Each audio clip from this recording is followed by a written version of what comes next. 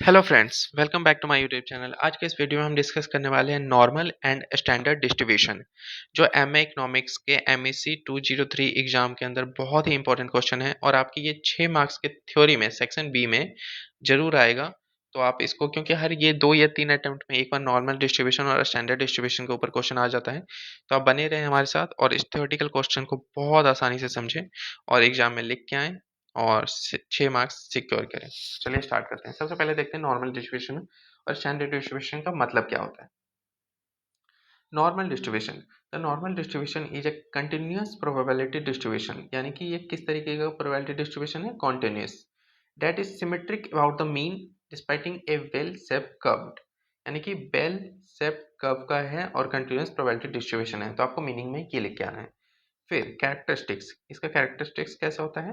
The distribution is symmetric around the mean, symmetric around the mean होता है। The mean, median and mode are equal, यानी कि यहाँ पे मीन, मीडियन और मोड जो है तीनों इक्वल होते हैं। The shape of the curve is bell shape, shape जो है इसका वो बेल की तरह होता है। The distribution extend infinitely in both direction, मतलब किसी भी डायरेक्शन में इन्फिनिटली वो एक्सटेंड हो सकता है। Approaching but never touching horizontal axis, या कभी भी ओरिजेंटल एक्सेस को क्या करेगा? टच नहीं करेगा। Normal distribution.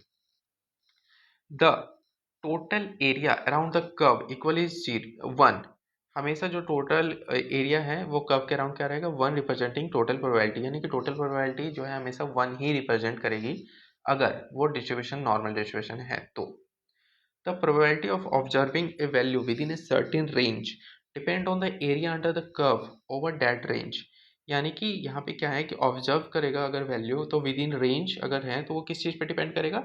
Area under the curve.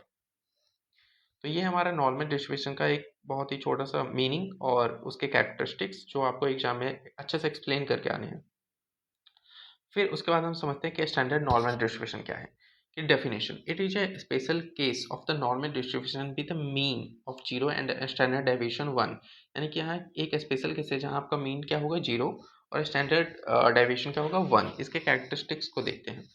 It has a zero mean, जो अभी हमने ऊपर डिस्कस किया, and standard deviation 1। Its probability destination function is standardized, often denotes as Z scores, यानी कि इसका डेस्टिनेशन फंक्शन क्या होगा? Z score. उसके बाद any normal distribution can be converted into a standard normal distribution using the formula। अगर आपके पास कोई भी नॉर्मल डिस्ट्रीब्यूशन है तो आप उसको बहुत आराम से स्टैंडर्ड नॉर्मल डिस्ट्रीब्यूशन में कन्वर्ट कर सकते हो using this formula, where x is a value from the original distribution. अब फीचर्स क्या है नॉर्मल डिस्ट्रीब्यूशन के? सिमेट्रिक, यानी कि सिमेट्रिक होगा। The curve is perfectly symmetric about the mean, bell shaped होगा, मीन मोड तीनों इक्वल होंगे, अभी हमने ऊपर देखा।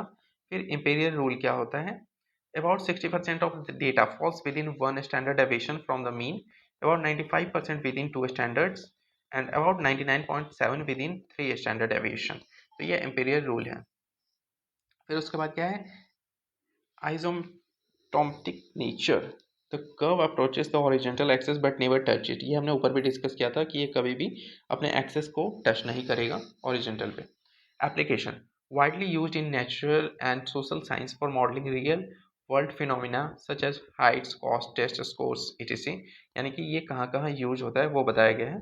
These features make the normal distribution a fundamental concept in statistics for analyzing data and conducting hypothesis testing, यानी कि hypothesis testing को conduct करने में भी ये बहुत यूजफुल है।